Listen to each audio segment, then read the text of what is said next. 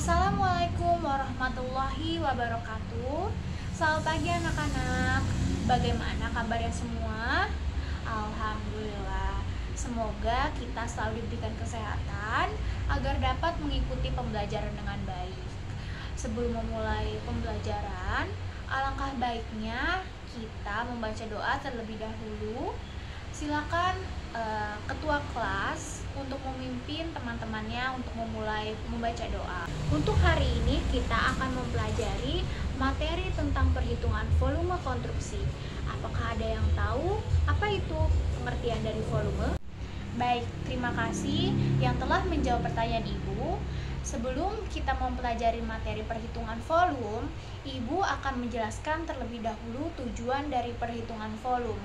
Perhitungan volume pekerjaan bertujuan untuk menghitung kebutuhan material, tenaga kerja, dan harga pada setiap konstruksi. Jadi, perhitungan volume merupakan hal yang sangat penting dalam sebuah konstruksi. Sebelumnya, Ibu telah mengirimkan e-modul yang bisa kalian akses melalui handphone kalian sebagai referensi atau bahan dalam pembelajaran materi perhitungan volume kali ini. Kalian perlu pahami baik-baik konsep perhitungannya. Dalam materi ini, kalian dituntut untuk mengerti konsep daripada menghafal, karena dengan memahami konsep, kalian akan lebih mudah mengaplikasikannya ke dalam kasus-kasus yang ada nantinya. Setelah kalian membaca e-modul yang telah Ibu berikan, apakah kalian sudah mulai mengerti dan memahami tentang materi yang akan kita pelajari? Baik, Ibu akan jelaskan kembali melalui PowerPoint. Tolong kalian perhatikan baik-baik agar kalian dapat mengerti apa yang Ibu sampaikan. Baik, pada kesempatan kali ini Ibu akan menerangkan materi tentang volume pekerjaan konstruksi gedung pada mata pelajaran estimasi biaya konstruksi. Yang pertama ada jenis-jenis satuan pada volume pekerjaan konstruksi. Perhitungan volume pekerjaan konstruksi diperoleh dari volume atau jumlah pekerjaannya dikalikan dengan harga satuan pekerjaan. Harga satuan pekerjaan dikeluarkan oleh pemerintah daerah atau Pemda melalui kantor dinas teknisnya. Ada beberapa cara perhitungan volume setiap jenis pekerjaan yang dibedakan dari satuannya. Yang pertama ada satuan meter kubik.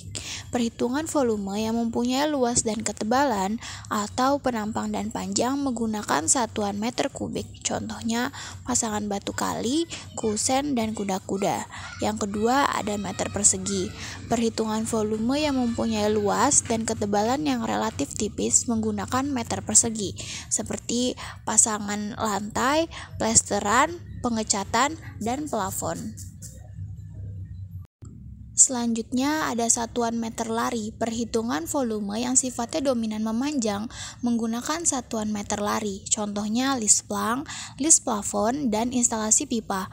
Yang selanjutnya ada satuan buah. Perhitungan volume bahan-bahan satuan menggunakan satuan ukuran buah. Contohnya lampu, saklar, stop kontak, kunci, engsel, dan kran air. Yang kelima ada satuan unit. Perhitungan volume bahan dari komponen yang dirakit menjadi satu menggunakan satuan unit. Contohnya panel listrik dan sanitasi kloset. Yang terakhir ada satuan LS atau lump sum. Volume LS dihitung dari kebutuhan biaya selama 1 bulan dikalikan dengan jumlah perkiraan bulan diselesaikannya pekerjaan tersebut. Sebagai contoh, pekerjaan air kerja dan listrik kerja dihitung pembayarannya selama 1 bulan dikalikan dengan berapa bulan dikerjakannya pekerjaan itu. Selanjutnya ada pekerjaan persiapan. Dalam pekerjaan persiapan terdapat pekerjaan pembersihan lahan. Lahan yang akan dibangun dibersihkan dari sampah, kotoran, dan sebagainya yang akan mengganggu jalannya pekerjaan. Volume pekerjaan pembersihan lahan dapat dihitung dengan menghitung luas area pekerjaan yang akan dibersihkan. Satuannya adalah meter persegi. Sebagai contoh, suatu lahan yang akan dibangun memiliki panjang 7,5 meter dan lebar 10 meter. Maka volumenya dapat dihitung dengan panjang dikali dengan lebar, maka didapat 7,5 dikali 10, maka didapat 75 meter persegi. Selanjutnya pekerjaan papan nama proyek.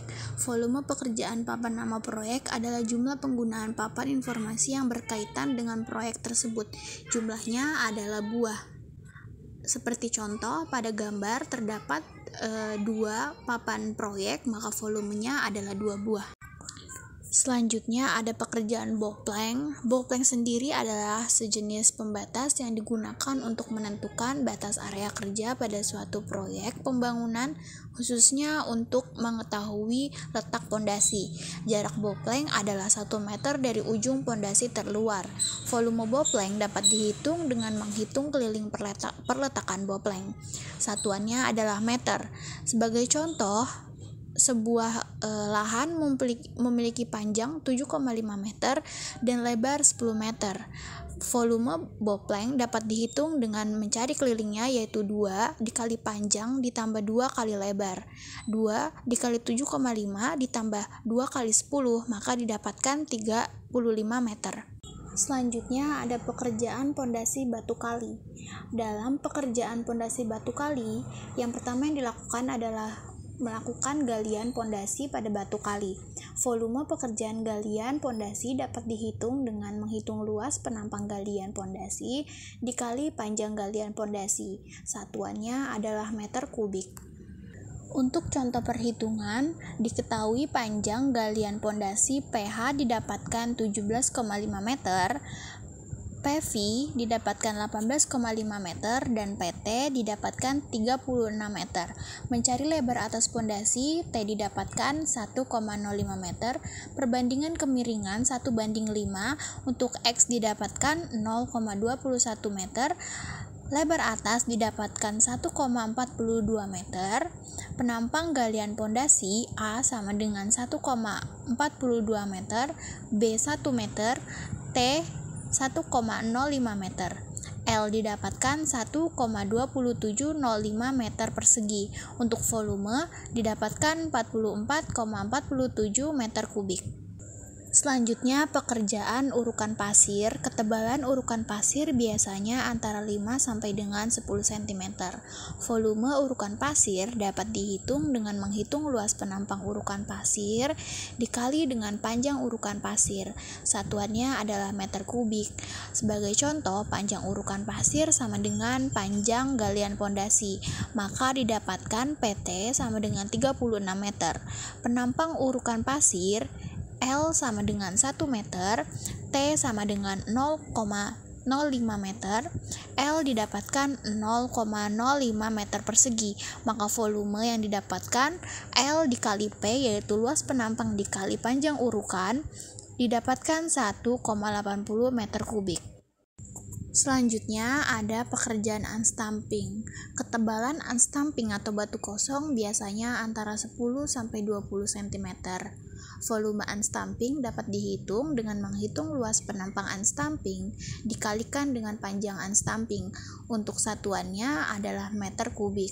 Sebagai contoh, panjang unstamping sama dengan panjang galian pondasi, maka didapatkan PT sama dengan 36 meter.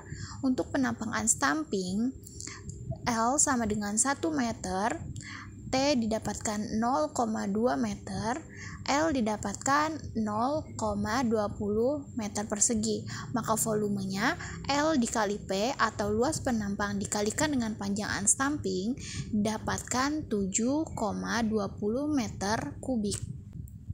Selanjutnya ada pekerjaan pondasi batu kali. Volume pekerjaan pondasi batu kali dapat dihitung dengan menghitung luas penampang pondasi batu kali dikalikan dengan panjang pondasi batu kali. Satuannya adalah meter kubik. Sebagai contoh, diketahui panjang pondasi batu kali atau sama dengan panjang galian pondasi, yaitu PT 36 meter. Untuk penampang pondasi batu kali, A sama dengan 0,25 meter, B 0,80 meter, dan T sama dengan 0,80 meter. Maka L yang didapatkan yaitu 0,42 meter persegi. Untuk volumenya bisa kita gunakan rumus sebelumnya, yaitu L dikali P atau luas penampang dikali panjang pondasi didapatkan 15,12 meter kubik. Dan yang terakhir adalah pekerjaan urukan tanah kembali. Volume urukan tanah kembali dapat dihitung berdasarkan volume galian tanah, yakni sepertiganya. Satuannya adalah meter kubik. Sebagai contoh, diketahui volume galian tanah yaitu V sama dengan 44,4675 meter kubik. Maka volumenya dapat kita hitung yaitu sepertiga dari 44,4675. Maka didapatkan 14,82 meter kubik. Selanjutnya untuk elevasi lantai kurang lebih 0,00 kecuali kamar mandi dan teras yakni minus 0,05, maka perlu ada urukan kembali untuk masing-masing ruangan dengan rumus yaitu luas dikali tebal urukan.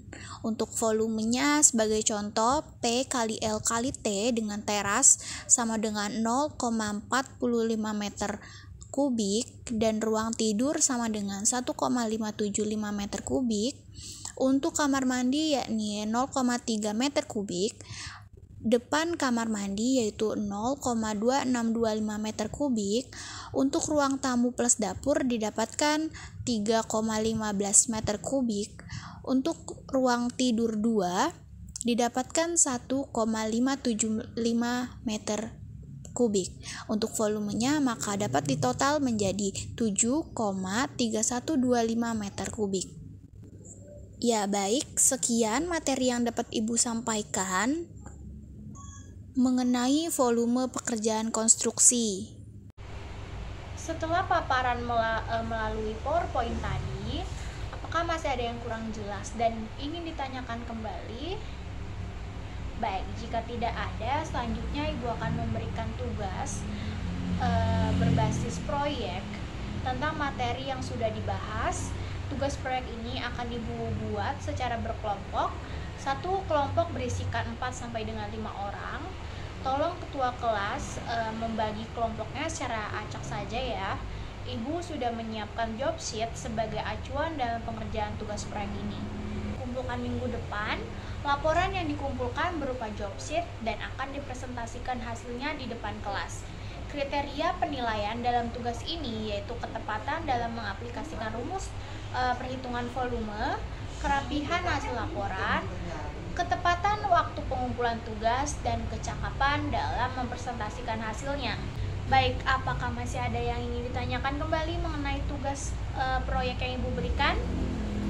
Jika tidak, Ibu cukupkan dulu untuk pertemuan kali ini. Semoga apa yang kita pelajari hari ini dapat bermanfaat untuk kalian semua. Untuk ketua kelas, silakan memimpin doanya. Terima kasih, sampai jumpa minggu depan. Wassalamualaikum warahmatullahi wabarakatuh.